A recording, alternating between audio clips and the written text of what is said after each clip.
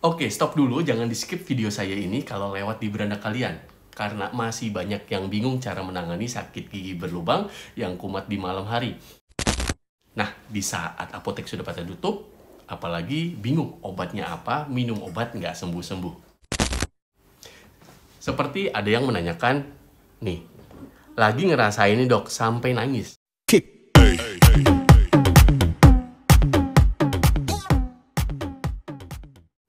Komentar ini ada di video saya yang jurus ampuh rahasia dari mengatasi penyakit gigi untuk selama-lamanya.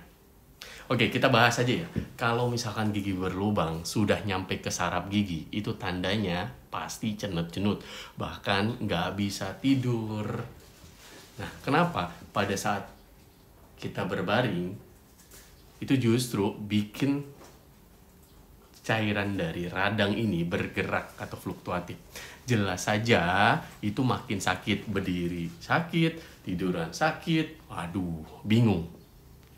Ya, obat di rumah adanya apa? Misalkan adanya cuma obat warung, itu tidak bisa mengobati dengan cepat.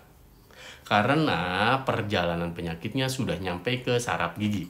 Oke, tidak bosen-bosen saya menjelaskan dari perjalanan proses karies ya. Awalnya dulu nih, proses karies itu bermula dari enamel, dentin, dan pulpa atau saraf gigi. Nah, sudah masuk enamel, nah enamel sudah terbentuk kariesnya, terus berlanjut ke dentin. Kalau enamel saja, ciri khasnya, tanda-tanda karies baru mencapai enamel itu hanya hitam-hitam di lapisan fisur. Ya, nih fisur tuh di bagian sini.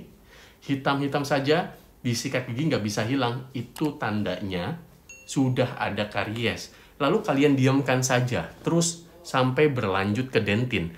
Berlanjut ke dentin, keluhannya hanya linu kalau makan manis, kalau minum manis, kalau minum dingin, dan kalau makan makanan yang dingin.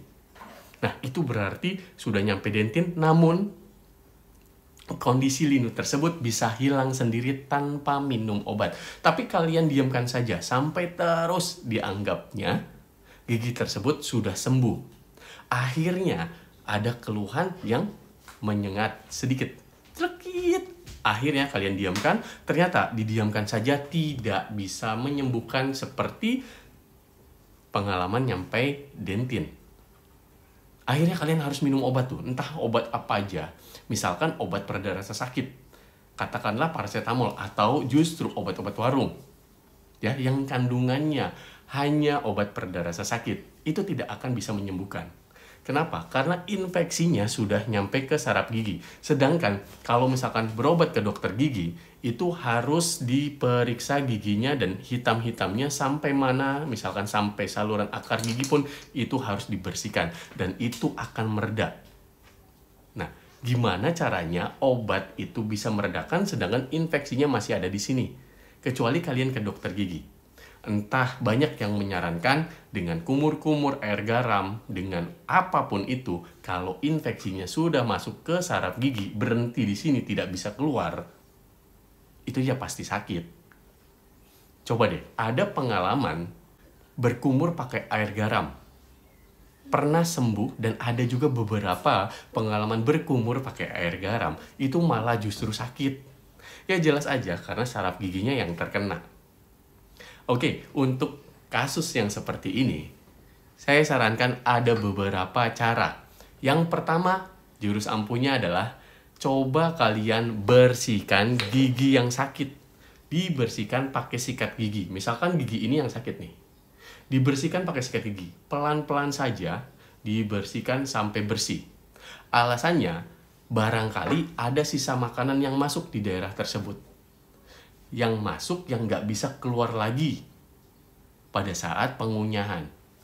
Saran saya dibersihkan pakai sikat gigi. Biasa saja membersihkannya, tenang aja. Itu pun tidak bisa meredakan. Yang penting bersih dulu. Setelah bersih, baru kalian saya anjurkan coba cari minyak cengkeh. Minyak cengkeh bukan diminum, bukan di apapun itu, dikumur itu bukan, tapi minyak cengkehnya itu dibutuhkan 1 tetes kecil aja sedikit. Dan itu pun diberikan di kapas. Di kapas, tetes, ya. Minyak cengkeh yang sudah membasahi kapas kecil ini, lalu diperes pakai kapas yang kering. Yang kecil tadi, itu kapas yang kecil tadi dimasukkan ke lubang giginya. Masukkan, padatin. Setelah dimasukkan, lalu diberikan kapas kering di atasnya, lalu kalian tekan pelan-pelan. Nah, intinya di bagian lubang itu diberikan kapas yang sudah terbasahi oleh larutan cengkeh tadi, tapi sudah dikeringkan, dimasukkan ke dalam lubang gigi tersebut, lalu ditutup dengan kapas kering, ya. Pelan-pelan saja. Kenapa? Ya kalau keras-keras ya pasti sakit. Jangan kumur air garam kalau udah terjadi seperti itu, ya. Bisa dipahami. Terus selanjutnya, obat yang kalian minum yang tidak ampuh tadi itu kandungannya hanya pereda rasa sakit. Sedangkan yang dibutuhkan adalah, lihat ini, sudah terjadi infeksi. Kalau infeksi berarti dibutuhkan antibiotik. Dan di sini ada pembengkakan. Obat pereda rasa sakit yang terjual bebas di warung itu tidak ada obat pembengkakannya, tidak ada antibiotiknya. Jadi kalian harus siapkan ketiga obat nih. Obat antibiotik, obat pereda rasa sakit, dan obat pembengkakan. Nah, ketiga obat ini kalian harus minum. Nah, obat-obatnya itu macam-macam ya. Dan diantara antibiotik itu banyak macam-macamnya. Ada amoxicillin, ada clindamycin. Nah, kalau sudah yang menyengat itu, coba kalian beli yang clindamycin yang 300 ml, dan untuk pembengkakannya kalian pakai pil prednisolon yang 16 ml. Terus pereda rasa sakitnya, kalau misalkan kalian punya kalian pakai paracetamol atau sanmol yang 650, atau yang tidak punya pakai asam mefenamat yang 500. Nah, obat itu hanya meredakan sementara di malam itu.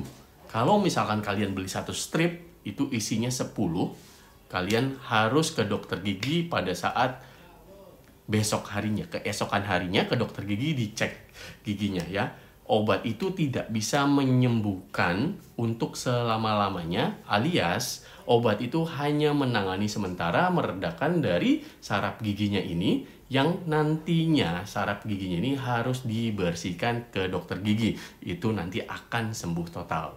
Nah, saraf gigi ini yang terinfeksi, inilah penyebab sakit gigi yang sampai nangis-nangis. Nah, kesimpulannya adalah perawatan ini harus selesai. Entah itu akhirnya indikasi pencabutan, entah itu akhirnya perawatan saluran akar terlebih dahulu. Dokter gigi akan menganalisa kasus gigimu. Nah, beda lagi kalau misalkan dari saat ini nggak sakit, sampai nanti seterusnya nggak pernah sakit lagi, kalian harus rutin ke dokter gigi selama 6 bulan sekali. Ya minimal pembersihan karang gigi saja. Sekaligus kalian tanyakan di dokter giginya setelah bersihkan karang gigi, "Dok, ada gigi saya yang berlubang tidak?" Kalau ada yang berlubang, segera ditambal sebelum nyampe ke saraf gigi.